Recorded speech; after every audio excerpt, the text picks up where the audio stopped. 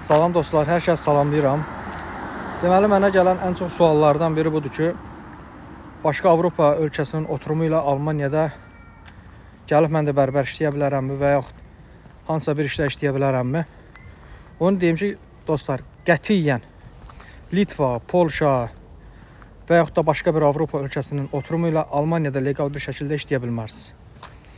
Bəli, gələ bilərsiniz. İstədiyiniz qədər oturumun qurtardığı müddətə qədər istədiyiniz vaxt gəlib Almaniyanı gəzə bilərsiniz, görə bilərsiniz.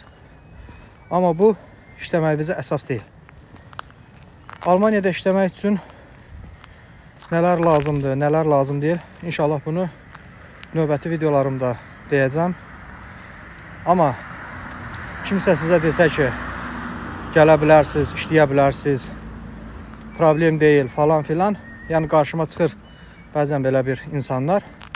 Amma dostlar, qətiyyən aldanmayın. İşləyə bilmərsiniz.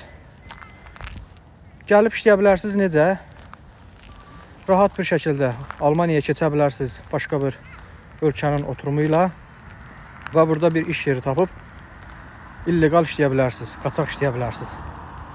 Amma oturumla legal bir şəkildə işləyə bilmərsiniz. Hər hansısa bir başqa Avropa ölkəsinin oturumu ilə.